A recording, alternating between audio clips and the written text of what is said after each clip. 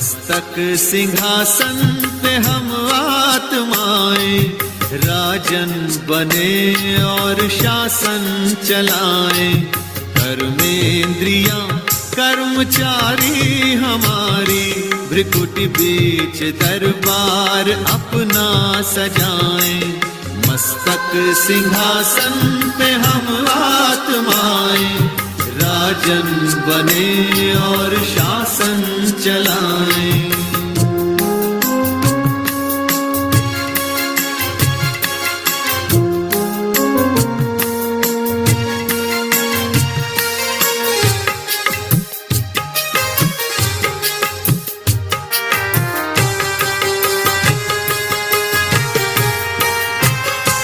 करे मंत्रणा मिलके मन मंत्री से, समाचार पूछे सजग संतरी से।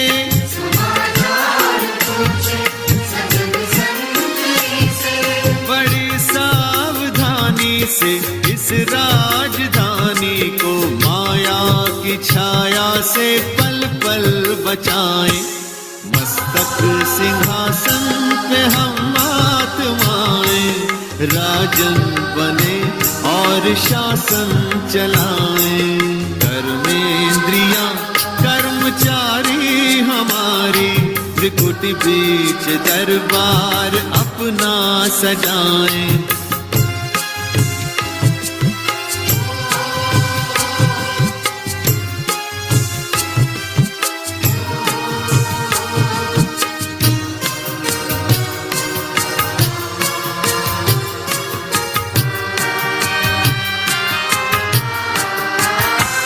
है बुद्धि का मुंसिफ बड़ा न्यायकारी, मैं राजा भी राजी सुखी जनता सारी।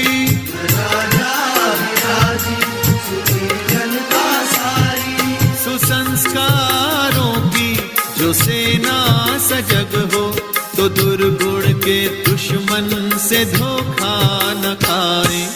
मस्तक सिंहासन पे हम आत्माएं, राजन बने और शासन चलाएं। कर्मेंद्रियां कर्मचारी हमारी, त्रिकुटी बीच दरबार अपना सजाएं।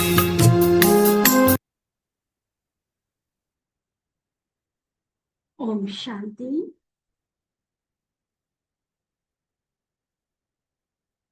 संगम युग पर प्यारे बाबा ने आकर जो हमें ईश्वरीय ज्ञान दिया, इस ईश्वरीय पढ़ाई का सबसे पहला पाठ, मैं आत्मा इस शरीर और शरीर की हर कर्मेंद्रिय का, मन बुद्धि संस्कार का मालिक, इनका राजा हूं। मन बुद्धि संस्कार मेरे मंत्री और कर्मेंद्रिया मेरी कर्मचारी है।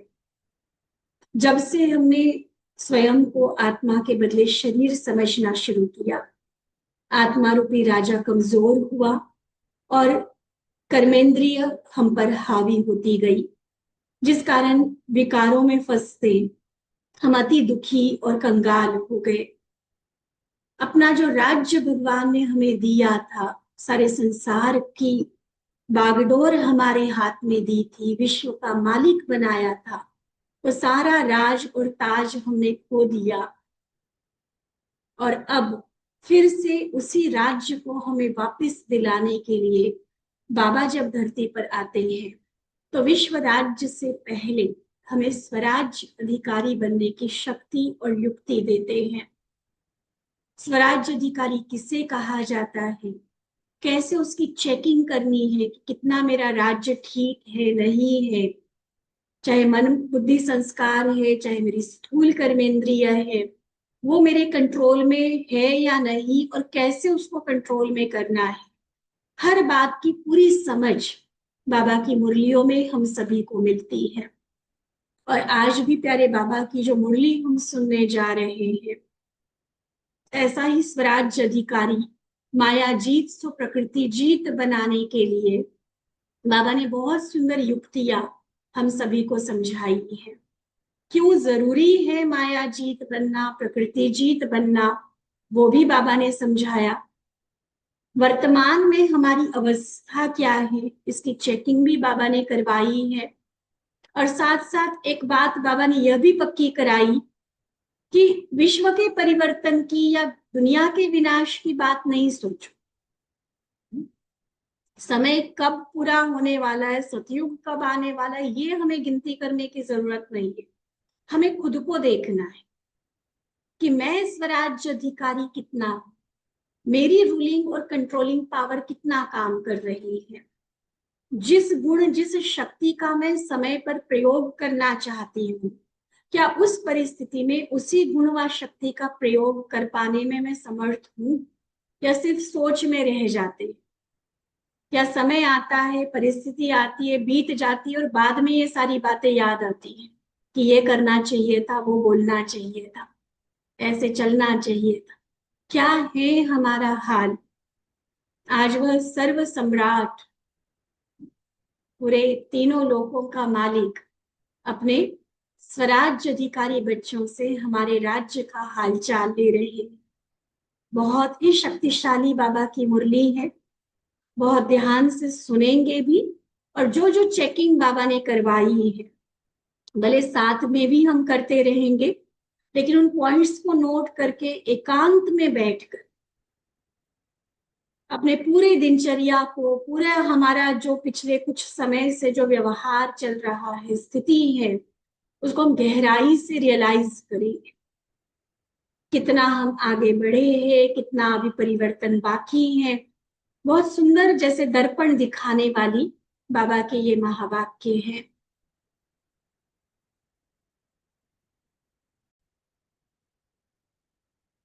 3 मार्च 1984 की बाबा की ये मुरली। डबल विदेशी बच्चे हैं बाबा के सामने, लेकिन अगर हम बाबा का एक एक बोल, एक एक महावाक्य सुने तो पता चलता है कि हमारे जीवन में इनकी धारणा कितनी अधिक जरूरी है। तो जैसे मुरली सुनने की विधि है, बाबा के सम्मुख बैठकर अर्जुन बनकर बाबा के सत्य गीता ज्ञान को हम अपने मन बुद्धि में धारण करेंगे। एकाग्र होकर पूरे अटेंशन के साथ बाबा के महावाक्यों को हम सुनेंगे। तो माया जीत, प्रकृति जीत बनाने वाले बाप दादा स्वराज अधिकारी बच्चों के प्रति बोले, आज बाप दादा विशेष बच्चों से मिलने आए हैं। डबल विदेशी अर्थात सदा स्वदेश स्वीट होम का अनुभव करने वाले। सदा मैं स्वदेशी स्वीट होम का रहने वाला, परदेश में, पर राज्य में स्वराज्य अर्थात आत्मिक राज्य और सुख का राज्य स्थापन करने गुप्त रूप में प्रकृति का आधार ले पाठ बजाने के लिए आए हैं। बहुत लंबे सेंटेंस में, लंबे वाक्य में बाबा ने कितना बड़ा स्वमान दिया कि अपने को डबल विदेशी नहीं समझो, लेकिन असली देश हमारा, ये हम सबको भी याद रखना है। असली देश, स्वीट होम, जो मेरा स्वदेश है, मैं वहां का रहने वाला। और फिर आज यहाँ क्यों उपस्थित है, चाहे भारत में चाहे विदेश में, इस पर राज्य में, पर देश में क्यों है हम? क्योंकि अब हमें स्थापना करनी है आत्मिक राज्य की, सुख के राज्य की स्थापना करनी है। और उसके लिए एक गुप्त पाठ बाबा ने हमें दिया हुआ है, जो स्थूल रूप से यह शरीर धारण कर हम चाहे भारत में चाहे विदेश में रहकर इन सेवाओं के निमित्त बने हैं। तो है स्वदेशी, पाठ परदेश में बजा रहे हैं। यह प्रकृति का देश है, शरीर का देश है ना, ये प्रकृति का, पांचों तत्वों की बनी हुई ये साकार दुनिया है। और आत्मा का स्वदेश वो परम धाम। ठीक है, तो ये दुनिया प्रकृति का देश और स्वदेश आत्मा का देश है।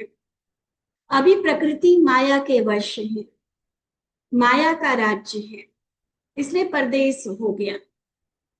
यही प्रकृति आपके मायाजीत होने से आपकी सुखमय सेवाधारी बन जाएगी। मायाजीत और प्रकृति जीत होने से अपना सुख का राज्य, सतो प्रधान राज्य, सुनहरी दुनिया बन जाएगी। अभी टोटली पांचों तत्वों पर माया का प्रभाव है। हमें माया को भी जीतना है, प्रकृति को भी जीतना है, तब हमारी सतयुगी दुनिया, सतो प्रधान राज्य, सुख का राज्य आएगा। तो बाबा पूछते, यह स्पष्ट स्मृति आती है ना? सिर्फ सेकंड में चोला बदली करना है। ये पुराना कलयुगी, संगमयुगी जो भी चोला है उसको छोड़ना और सतयुगी धारण करना। कितनी देर लगेगी? फरिश्ता से देवता बनने में सिर्फ चोला बदली करने की देरी लगेगी। वाया स्वीट होम भी करेंगे, डायरेक्ट सतयुग में नहीं जाना है। इस शरीर को छोड़कर आत्माएं पहले अपने घर जाएंगी और वाया शांति धाम, फिर हम सुख धाम आएंगे। तो स्वीट होम भी जाएंगे, परंतु स्मृति अंत में फरिश्ता सो देवता बने की बने यही रहेगी। फरिश्ता सो आत्मा सो देवता इतना नहीं सोचेंगे, क्योंकि परम धाम में जो ऑलराउंड पार्ट बजाने वाली जो आत्माएं हैं इस ड्रामा में, वो परम धाम में तो कुछ एक सेकंड्स रहेंगी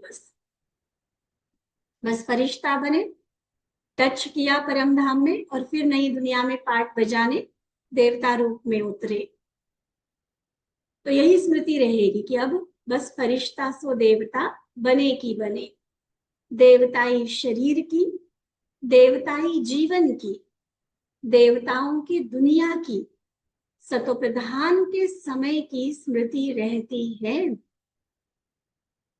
देखो, देह अभिमान या देह भान की बात जो बाबा करते हैं ना, इतना भी सरल नहीं है उसको जीतना। चलते फिरते इतनी गहरी कॉन्शियसनेस बन चुकी है ना खुद को शरीर समझने की, जो मैं माना अभी भी आत्मा नहीं याद आता है, मैं माना अभी भी शरीर का नाम रूप याद आता है। चेक करना अपने आप। और अब बाबा उस आज के वर्तमान के शरीर को भूल कर क्या याद करने के लिए कह रहे हैं? हमेशा मन बुद्धि में ये रहे कि कैसे हम देवताई दुनिया में जाएंगे, कैसे हमारा शरीर होगा वहां पर, दुनिया वो कैसी होगी, कैसी रस्म रिवाज होगी वहां पर, प्रकृति कितनी सुंदर सुखदायी होगी।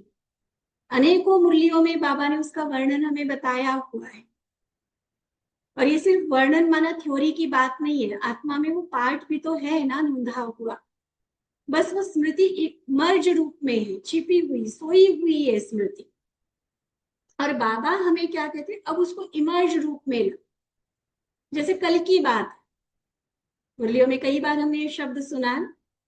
अब आज बैठकर मैं अगर कल का आपको पूछूं, कल क्या क्या किया था, कहाँ गए थे, क्या खाया था, कितनी इजीली हम बता देंगे ना। तो ऐसे बाबा कहते कि सतयुगी, चाहे वो हमारा शरीर, दुनिया, जीवन, प्रकृति, वो इतना स्पष्ट रीति से स्मृति में आता जाए, क्योंकि भरे हुए संस्कार हैं, अनेक बार राज्य किया है, तो वो देवताई जीवन के संस्कार इमर्ज होते हैं। क्योंकि जब तक आप भुवनहार देवताओं के संस्कार इमर्ज नहीं होंगे, तो साकार रूप में सुनहरी दुनिया इमर्ज कैसे होगी? क्योंकि जैसी अवस्था वैसी व्यवस्था, जैसा संकल्प वैसी सृष्टि। तो बाबा कहते कि हम अपने संकल्प, अपनी स्मृति को देखें कि मेरे मन में ये कितना क्लियर है कि मैं ही देवता हूं, मैं ही वो देवकुल की आत्मा, बस अब बने की बने। वो संस्कार जागते जाए हमारे अंदर, वो रॉयल्टी, वो दिव्यता, वो पवित्रता, जो भी दैवी गुणों की हम बात करते हैं, वो सारे देवताई संस्कार हैं। वो मेरे अंदर जितना अधिक इमर्ज होंगे, स्पष्ट इमर्ज होंगे, उतना सतयुगी दुनिया नजदीक आती जाएगी। हमने अपने संस्कारों को बदला नहीं। कलयुगी रस्में रिवाज, कलयुगी लोक लाज, कलयुगी संस्कारों के आधार पर अभी भी हमारी जीवन चल रही है। और मुख से सिर्फ हम कहें कि सतयुग कब आएगा, सतयुग लाना, सतयुग लाना, ऐसे तो नहीं आएगा ना। क्लियर बाबा ने कहा कि जब तक आप होवनहार देवताओं के संस्कार इमर्ज नहीं होंगे तो साकार रूप में सुनहरी दुनिया इमर्ज कैसे होगी। आपके इमर्ज संकल्प से देवताई सृष्टि इस भूमि पर प्रत्यक्ष होगी। संकल्प स्वतः ही इमर्ज होता है, या भी समझते हो कि अभी तो बहुत देरी पड़ी है।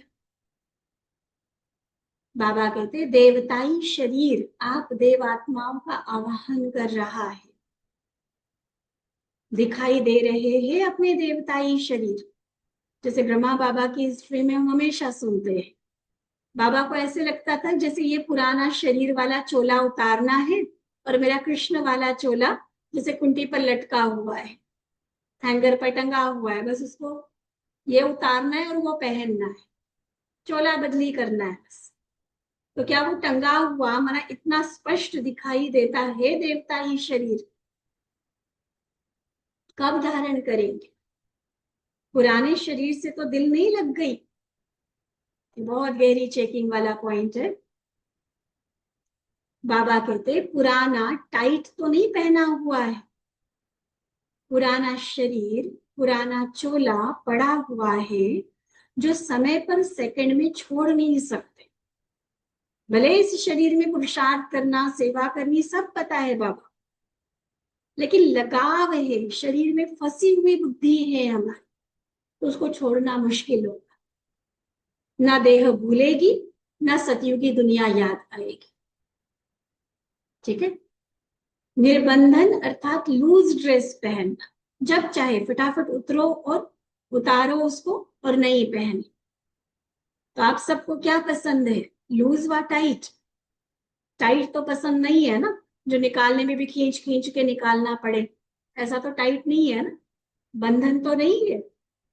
बाबा एग्जाम्पल देखो कितने डे टू डे लाइफ के देते हैं। रोज की हमारी जिंदगी में जो चीजें हम यूज करते हैं, जिन बातों को परिस्थितियों को फेस करते हैं, उन उदाहरणों को लेकर बाबा ज्ञान की आध्यात्मिकता की कितनी गहरी बातें हमें समझाते हैं। तो ड्रेस देखो, अपनी शरीर रूपी ड्रेस टाइट है या लूज है? इजीली इसको भूलकर सतयुगी शरीर को याद कर सकते हो या इसी में बुद्धि बार बार जाती है, इसी में दिल लगी हुई है? चेक करना अपने आप। बाबा कहते अपने आप से एवर रेडी हो, समय को छोड़ो, समय नहीं गिनती करो, अभी यह होना है अभी यह होना है, वो तो समय जाने और बाप जाने। बाबा को अगर परिवर्तन का पर्दा खोलना ना, सेकंड भी नहीं लगने वाला है, इसलिए वो चिंता करने की हमें जरूरत नहीं है। अभी भी हम सभी टीचर्स बहनों की, समर्पित बहनों की क्लास थी, आदरणीय मोहिनी दीदी जयंती दीदी करा रहे थे, तो वो भी यही बोल रहे थे कि बस एक चिंता लगी रहनी चाहिए। मम्मा की बात सुना रहे थे, क्या चिंता रहे कि मुझे किसी भी हालत में अपनी स्वस्थिति को डिस्टर्ब नहीं करना है। परिस्थितियां आएगी जाएगी, सेवा के चाहे बड़े बड़े प्रोजेक्ट से, बड़े बड़े मेगा प्रोग्राम से, जिम्मेवारी बाबा की है। मेरी चिंता सिर्फ ये होनी चाहिए कि मुझे अपने को सतो प्रधान बनाना है, मुझे अपने आप को संपूर्ण और संपन्न बनाना है। बाकी ये नहीं सोचो अभी तो मकान बनाना शुरू किया है या अभी अभी नया बनाया, कम से कम 20-25 साल तो इसमें रह के सेवा करें। नहीं, बाबा के ये नहीं सोचो ये होना नहीं। सेवा जाने बाप जाने, समय जाने बाप जाने, समय पर छोड़ दो, जो सेवा करानी है बाबा कराता रहे। अब खुद को देखो, स्वयं की सेवा से संतुष्ट हो। विश्व सेवा को भले किनारे रखो, अभी साइड में रखो, अभी खुद को देखो, स्वयं को देखो कि स्व की स्थिति में, स्व के स्वतंत्र राज्य में स्वयं से संतुष्ट हो। जैसी मेरी स्थिति होनी चाहिए, जैसे मेरे संस्कार होने चाहिए, जैसे मेरे संकल्प बोल कर्म होने चाहिए, जैसा एक दूसरे के साथ मेरा व्यवहार होना चाहिए, क्या खुद से, खुद की स्थिति से, खुद की योग की क्वालिटी से, खुद के जो कर्मेंद्रियों पर कंट्रोल है उससे क्या स्वयं संतुष्ट हो? बहुत गहरी चेकिंग का पॉइंट। स्व की राजधानी ठीक चला सकते हो? यह सभी कर्मचारी, मंत्री, महामंत्री, क्या सभी आपके अधिकार में हैं? कहीं अधीनता तो नहीं आती कि कभी मन ने मेरा मान लिया, कभी मैंने मन का मान लिया, कभी संस्कार के अधीन हो गए, कभी किसी जीभ के, कान के, नाक के, आंख के अधीन हो गए। अधीनता है या अधिकारी? कभी आपके ही मंत्री, महामंत्री आपको धोखा तो नहीं देते? कहा अंदर ही अंदर गुप्त अपने ही कर्मचारी माया के साथी तो नहीं बन जाते? बाबा की डायरेक्ट आज्ञा है, see no evil, hear no evil, talk no evil, लेकिन फिर आंख, कान, नाक उधर ही जा रहा है जो बाबा ने मना किया है। तो ये तो धोखा हो गया ना। आत्मा ने ऑर्डर दिया कि ये गलत बातें, ये व्यर्थ बातें नहीं सुननी, नहीं देखनी, नहीं बोलनी। अगर फिर मुख से निकल रही है ऐसी बातें जो बहुत बाद में सॉरी बोलना पड़ रहा है, फिर ऐसे बातें सुनने में कानों को रस आ रहा है, फिर योग बिगड़ रहा है हमारा। पश्चाताप भी तो खुद ही करना पड़ता है ना फिर। तो पश्चाताप करने वाला संतुष्ट कैसे रहेगा खुद से? मंत्री, महामंत्री तो हो गए हमारी सूक्ष्म शक्तियां, मन, बुद्धि और संस्कार, वो भी मेरे कंट्रोल में हो। और कर्मचारी अर्थात जो भी स्थूल कर्मेंद्रिय है, ज्ञानेन्द्रिय है, वो भी मेरे कंट्रोल। देखो, कहीं ये मेरे बदले मेरे दुश्मन, माया के साथी तो नहीं बन जाते? स्व के राज्य में आप राजाओं की रूलिंग पावर, कंट्रोलिंग पावर क्या यथार्थ रूप से कार्य कर रही है? मैं जो कहूं कि ये नहीं होना चाहिए तो वो ना हो, मैं कहूं कि ये होना चाहिए तो वो वही उसी टाइम उसी तरीके से हो। ये होती है रूलिंग और कंट्रोलिंग पावर। तो क्या ये सही रीति काम कर रही है? ऐसे तो नहीं कि ऑर्डर करो कि शुभ संकल्प में चलना है और चले व्यर्थ संकल्प, फिर क्या कहेंगे? अधिकारी हुए। ऑर्डर करो सहनशीलता के गुण को और आवे हलचल का गुण, अवगुण आए। सभी शक्तियां, सभी गुण, हे स्व के राजे, चेक करो आपके ऑर्डर में है। देखो कितनी बातों, स्वराज्य में हमारे अधिकार में कितनी सारी बातें हैं। मन, बुद्धि, संस्कार। मन माना मन के संकल्प, मन की भावनाएं, मन की स्मृतियां, सब हमारे अधिकार। मन की इच्छाएं, ये सब हमारे अधिकार। उसके बाद बुद्धि, बुद्धि अधिकार में होना माना सही टाइम पर सही डिसीजन होता है मेरा, समय से पहले सही निर्णय में ले पाती हूँ, या समय बीतने के बाद सोचते कि ये नहीं वो करते तो अच्छा था। तो quick, correct and wise decisions, जल्दी से, बहुत ज्यादा समय भी ना लगाए, करेक्ट डिसीजन हो हमारा, सही डिसीजन और वाइज, पूरी समझदारी के साथ बुद्धि काम करे, जिसको सन्मति, सद्बुद्धि कहा गया है। तो कहेंगे बुद्धि मेरे ऑर्डर में है। ठीक है। और फिर संस्कार, आदि अनादि संस्कार जो मेरे ओरिजिनल संस्कार है, अगर वही मेरे हर कर्म में काम कर रहे हैं तो कहेंगे संस्कार ऑर्डर में है। और अगर आदि अनादि संस्कारों के बदले अभी भी रावण के संस्कार इमर्ज हो रहे हैं, न चाहते भी हमसे कोई ऐसे कर्म, ऐसी गलतियां करवा रहे हैं, तो इसका मतलब संस्कारों के अधीन है। ठीक है। तो मन, बुद्धि, संस्कार, तीन बातें, तीन सूक्ष्म शक्ति। उसके बाद जो भी हमारी कर्मेंद्रिय रूपी कर्मचारी है, चाहे आंखें है, कान है, नाक है, मुख है, हाथ पैर है, तो इसमें भी जो मुझे करना है वही वो करे। आत्मा का जो विवेक कहता है, श्रीमत के आधार पर आत्मा जो उसको ऑर्डर देती है, करना है तो वही करे, नहीं करना है तो वो कभी भी ना करे। बिल्कुल जैसे आत्मा ऑर्डर कर रही है। राजा का हुक्म तो राजा का हुक्म होता है ना, उसके टाल टाल नहीं सकता। तो ऐसे मेरी वो रूलिंग कंट्रोलिंग पावर चल रही है अपने कर्मेंद्रियों पर। तीसरी बात बाबा ने कही, गुण और शक्तियां। जिस समय जिस परिस्थिति के अनुसार जिस गुण व शक्ति की आवश्यकता है, ये मेरे खजाने हैं गुण और शक्तियां। तो क्या उन खजानों पर भी मेरा संपूर्ण अधिकार है कि जब जिसकी मुझे आवश्यकता वो हाजिर हो, वो काम करे। उल्टा नहीं हो कि चलाने शुभ संकल्प है, योग में एकाग्रता चाहिए और व्यर्थ संकल्प में बुद्धि भटक रही है, तो वो अधीन हो गए, अधिकारी नहीं कहलाए। परिस्थिति अनुसार, व्यक्ति अनुसार गुण कौन सा चाहिए, शक्ति कौन सी चाहिए, और आए कोई दूसरी, सहन करने के बदले सामना करने लग जाओ, एकाग्रता के बदले हलचल में आ जाओ,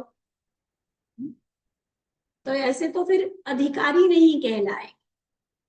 ठीक है, तो मंत्री महामंत्री हो गए मन बुद्धि संस्कार, कर्मचारी हो गए हमारी कर्मेंद्रिय, और खजाने हो गए हमारे गुण और शक्ति। एक राजा का इन सभी पर संपूर्ण अधिकार होता है। ठीक है, तो चेक करो सभी ऑर्डर में है। जैसे राजे लोग ऑर्डर करते हैं और सभी सेकंड में जी हजूर कर सलाम करते हैं। राजाई अभी तो खत्म हुई है 47 में, उसके पहले की राजाई के हमने सारों ने किस्से सुने हुए हैं इतिहास में। राजाओं का ही तो इतिहास रहा है भारत में सारा। तो राजाओं का फरमान माना फरमान, कोई उसको टाल नहीं सकता, अवज्ञा नहीं कर सकता।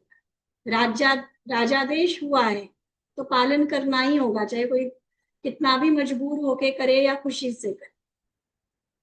तो ऐसे बाबा कहते हैं कि आप राजा हो, तो क्या वह कंट्रोलिंग रूलिंग पावर है? इसमें देखो, एवर रेडी हो। स्वयं की कमजोरी, स्वयं का बंधन धोखा तो नहीं देता। आज बाप दादा स्वराज्य अधिकारियों से स्व के राज्य का हालचाल पूछ रहे हैं। राजे बैठे हो ना सभी, प्रजा तो नहीं हो ना, किसी के अधीन माना प्रजा, अधिकारी अर्थात राजा। और ये अपनी चेकिंग के जितने पॉइंट्स बाबा ने बताया ना, उस आधार पर खुद ही खुद को टाइटल दे देना कि अभी मैं क्या हूं, प्रजा क्वालिटी हूं या राजा क्वालिटी। बाबा तो कहते सभी कौन, राजे हो ना, राजयोगी हो या प्रजा योगी। चलो वर्तमान में चाहे देखने से पता चल जाए कि हम प्रजा वाली क्वालिटी है, लेकिन अभी भी पुरुषार्थ की मार्जिन है ना। जहां जहां अधीनता है उसे समाप्त करके जब बाबा मुझे टाइटल दे रहा है कि तुम राजा हो, तो बन सकते हैं ना। यह सभी राजाओं की दरबार लगी हुई है ना। सतयुग के राज्यसभा में तो भूल जाएंगे, एक दो को पहचानेंगे भी नहीं कि हम वही संगम युगी हैं। ये टीचर बहन थी, ये स्टूडेंट थे, ये बिजनेस वाले थे, ये वकील थे। कोई बातें याद रहेगी क्या? बिल्कुल नहीं याद रहेगा। संगम युग की कोई पहचान नहीं रहेगी सतयुग में। लेकिन अभी त्रिकालदर्शी बन एक दो को जानते हो, देखते हो, तो अभी का यह राज्य दरबार, सभी बाबा के बच्चे राजे जहां बैठे हैं, यह राज्य दरबार सतयुग से भी श्रेष्ठ है। ऐसी राज्य दरबार सिर्फ संगम युग पर ही लगती है। तो फिर बाबा पूछते, सबके राज्य का हालचाल ठीक है ना? बड़े आवाज से नहीं बोला कि ठीक है, माना कहीं कहीं है गड़बड़, अभी हलचल है। बाप दादा को भी यह राज्यसभा प्रिय लगती है, फिर भी रोज चेक करना। बाबा ने भले पॉइंट्स आज दिए, लेकिन रोज चेक करना। रोज बाबा कहते दरबार लगाओ, अपनी राज्य दरबार रोज लगाकर देखना। अगर कोई भी कर्मचारी थोड़ा भी अलबेला बने तो क्या करेंगे? क्या करेंगे? मान लो मुख ने धोखा दे दिया, ऐसे शब्द जो नहीं बोलने थे, जो ब्राह्मणों की ईश्वरीय मर्यादा के अनुकूल नहीं है, ऐसे शब्द बोले, आंखों से कुछ ऐसा देखा जो श्रीमत के विरुद्ध है, तो मतलब आत्मा का आदेश नहीं माना ना, कर्मचारी ने धोखा दे दिया, तो क्या करेंगे? बस अलबेला बनकर छोड़ देंगे, कोई बात नहीं, इतना तो चलता है, छोड़ देंगे उसको? आप सबने शुरू के चरित्र सुने हैं ना। अगर कोई छोटे बच्चे चंचलता करते थे तो उनको क्या सजा देते थे? उसका खाना बंद कर देना या रस्सी से बांध देना, ये तो कॉमन बात है, लेकिन उसको एकांत में बैठने की, ज्यादा घंटा बैठने की सजा देते थे। अब बच्चे हैं ना, बच्चे तो बैठ नहीं सकते, तो एक ही स्थान पर बिना हलचल के 4-5 घंटा बैठना, तो उसके लिए तो कितनी बड़ी सजा हो गई। तो ऐसी रॉयल सजा देते थे। देखो, एकांत में बैठ गया, उसको अपने आप में वो रिफ्लेक्शन करेगा, कहाँ मेरी गलती हो गई, अब इस गलती को मैं कैसे सुधारूं। बैठा है, बाबा से योग लगाएगा, शक्ति लेगा, है ना। तो सजा की सजा भी हो गई, रियलाइजेशन भी हो गया, सुधार का संकल्प भी दृढ़ हो गया। ऐसे अगर छोड़ दे, कोई बात नहीं, बच्चे बच्चे तो करेंगे शरारत, तो बिगड़ता जाएगा। ठीक है, तो बाबा वो याद करा के क्या कह रहे हैं कि ऐसे यहां भी अगर कोई कर्मेंद्रिय ऐसे वैसे करे, आत्मा के आदेश को नहीं माने, धोखा देने की कोशिश करे, तो अंतर्मुखता की भट्टी में उसको बिठा दो, बाहर मुक्ता में आना ही नहीं है, यही उसको सजा। मान लो बोल बार बार गलत निकलते हैं, न चाहते दूसरों को हर्ट कर देते हैं, तो संपूर्ण मौन का अभ्यास। मुख को वो पता चलना चाहिए कि मुझे क्या बोलना है और क्या नहीं बोलना है। ठीक है, तो ऐसे अंतर्मुखता की भट्टी में कर्मेंद्रियों को तपाओ, तो बाहर मुखता से फिर धीरे धीरे अंतर्मुखता की आदत पड़ जाएगी। जैसे छोटे बच्चों को आदत डालते हो ना, ऐसे बैठो, याद करो, वो आसन नहीं लगाएंगे, फिर आप लगाकर बिठाएंगे, करते हैं ना ऐसा। कितनी भी वो टांगे हिलावे तो उसको कहेंगे नहीं, ऐसे टिक के बैठो। आदत डालते हैं ना बच्चों में भी। तो ऐसी ही अंतर्मुखता की भट्टी में अच्छी तरह से दृढ़ता के संकल्प से उसको बांध कर बिठा, योग भट्टी में तपाओ उस कर्मेंद्रियों।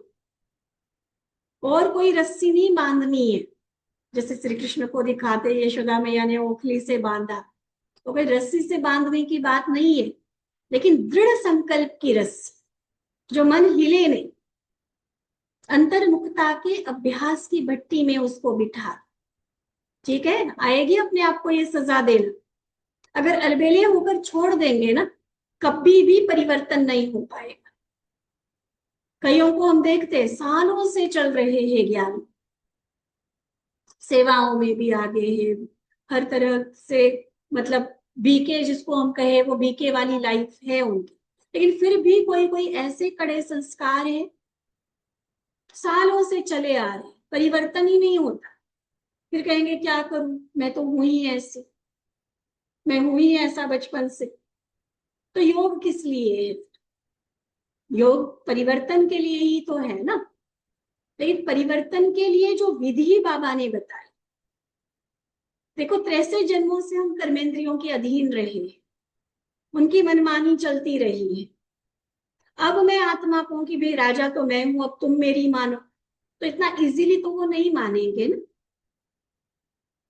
तो उसके लिए बाबा ये तरीका हमें सिखा रहे हैं, बार बार अंतर्मुखता के अभ्यास की भट्टी में बिठा। ऐसे आसानी से नहीं बैठेगा, जैसे बच्चा नहीं बैठता ना आसानी से, बार बार उसकी टांगें सीधी करनी पड़ती है, बार बार उसको अटेंशन दिलाना पड़ता है। ऐसे मन के साथ भी दृढ़ संकल्प से काम, इसमें चाहे हट कर लो कि नहीं, कर्मेंद्रियों के धोखे से मुझे खुद को बचाना है, तो कर्मेंद्रिया मेरे ऑर्डर में होनी ही चाहिए। उसके लिए अंतर्मुखता की भट्टी, अपने आप को खुद सजा। दूसरा देगा तो क्या होगा?